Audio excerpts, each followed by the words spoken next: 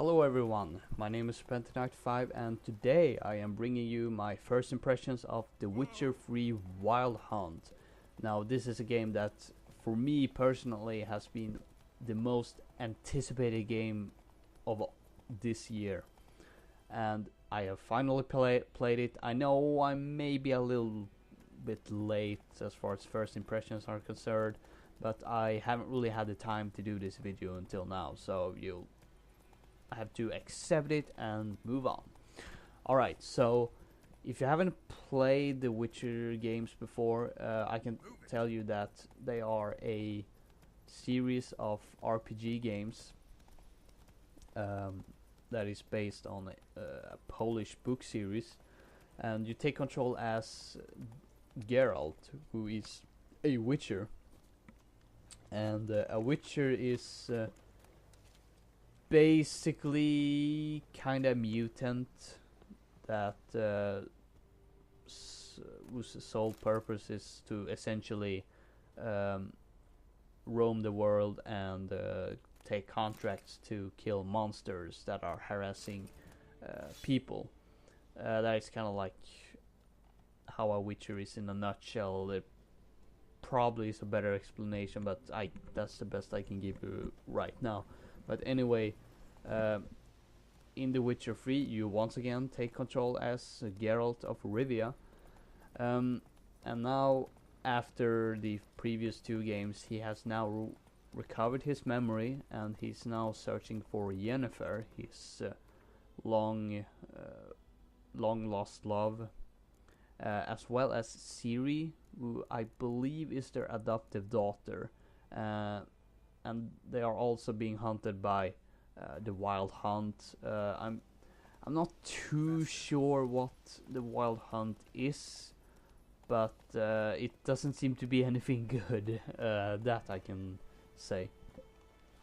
So the major thing they've done with The Witcher 3 compared to the first two games, which I actually played before this came out, is that now they've gone open world, which apparently was the next logical step, because everyone else is doing open world games, so why not?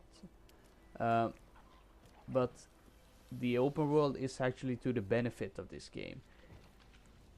It is so beautiful. It is like probably one of the most beautiful worlds I've ever had the chance to explore. And man, this is just a good looking game. I'm even playing on the consoles, the console version, and it looks absolutely gorgeous. I think this is easily one of the best looking games I've played actually, and oh man, the graphics are so good.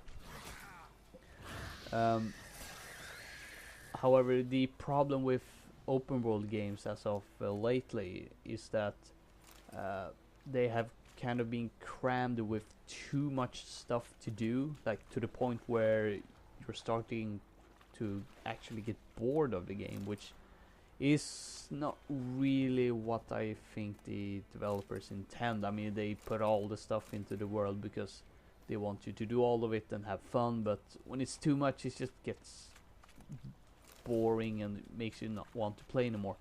Thankfully, The Witcher 3 has a very good balance when it comes to the amount of content and all you can do in the world. And I mean, there's a lot of things you can do, but it never feels like in Watch Dogs or Far Cry 4, where it eventually felt like it was just too much different things that you could do, as well as a lot of stuff didn't really serve any meaning or purpose whatsoever. But that's not the case with The Witcher 3. Every single thing, I feel that it all has a meaning. And when it comes to the side quests, I think this is the first game I play where every single side quest is very good. I mean, even the most simple fetch quest is made interesting by its own little unique story, and as well as the excellent voice actors in this game. I mean, you just want to continue listening to what they say. But something that the Witcher games are known for, which The Witcher 3 does really good as well, is how the morals system is handled. Now, usually in RPG games, whether they be fantasy or science fiction, you typically get 2 or 3 choices in most situations, like one good choice, one bad choice, and maybe one neutral choice. So it's all on like very black and white. But that is so not the case with the Witcher games. Here, everything is in a morally gray scale, and there is no obvious right or wrong. So, and this I feel makes these games unique, because every choice you have to make just feels more believable, because there is no outright, oh, this is what you should do if you're a good character, or if you're a bad character. I mean, there are so many layers on all this, so it's very interesting to make choices, because it's like you really have to think, like, which one is kind of like the lesser of two evils, which, funnily enough, is the name of one of the short stories in The Last Wish. So, and another thing that I think the Witcher games are one of the best when it comes to consequences, because from what I can tell, every quest will have some sort of consequence. Some you may like experience right away, whereas some may take several hours later until you see the consequence of your actions. So it's very interesting. But it's not just the moral system that is known about the Witcher games, but also I wouldn't necessarily call it difficulty. Like, it's not like Dark Souls, where it's like really really hard and therefore it's loved by hardcore gamers. I mean, it is a challenging game, don't get me wrong. I'm playing on the normal difficulty and I'm having trouble at times. But what the Witcher games does is that they really emphasize preparation for the battles. Like, it's not like in, say, Skyrim, where you can just run in, hack away with your sword, and then when things are about to go to shit, you just chug a few potions and continue on. That doesn't really work, because, well, for one, the combat is more harder. Secondly, you can't just chug your potions willy-nilly, since you have like this toxicity bar. I'm sorry if I pronounced the word wrong, but basically you can't drink too many potions, because if you do, you will die. So alchemy is also rather important. I don't think you have to use alchemy, but I used it in the previous 2 games, so I thought it was, well, obvious to do it here as well. I mean, I think you can do it, but it's definitely much easier to just go with alchemy, even if it feels like too complex at first, which it really isn't, but it kind of feels overwhelming, I suppose. So you can make like different potions that will help you, bombs that you can use, and oils that you can use on your weapons to deal more damage against certain types of enemies. So, I mean, thus far it is easily, like, it's so good. It's really, really good. I also have to give praise to the excellent voice acting. Unless did I do that, or was that in the previous take? I don't remember. I think this is the 3rd or 4th take, for your information. But I mean, it is a really good game, but there are some issues that I have with this game. First and foremost, I think that the combat kind of feels clunky, and this is a little bit of shame, since I really like the combat in The Witcher 2. Like, it had this sense of weight, and Geralt did feel weighty, but it still lend to a very fluid and responsive combat system, and for the most part it kinda is as well in this game, but it feels much more clunky.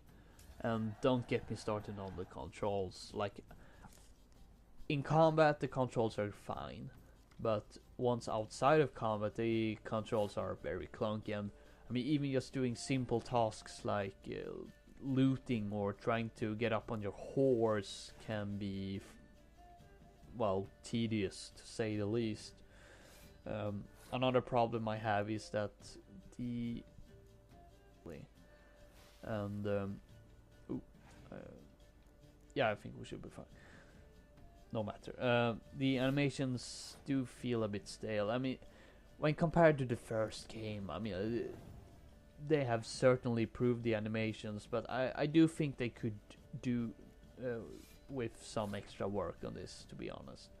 But aside from those small issues, they kind of feel like nitpicks to me, really. But like, aside of those drawbacks, I think this is a excellent game. And not only do I consider this like the best game of 2015 so far, although with that being said, you should keep in mind that the only games I played this year aside from this is Ace Combat Assault Horizon Legacy Plus. Yes, I know that's a title. And Kerbal Space Program. The first is basically a re-release of a game from 2011, and Kerbal Space Program, whilst having gone gold this year, just a few weeks ago actually, it has been in early access for quite some time, so just keep that in mind when I say that this is the best game so far. I've actually only played this one game, but given from what I've played from this game, I think this is actually going to set a new standard for not just RPG games, but also open world games as well, because I mean, it has a good story, very interesting characters, and consequences for every single choice you make. Like, everything you do matters.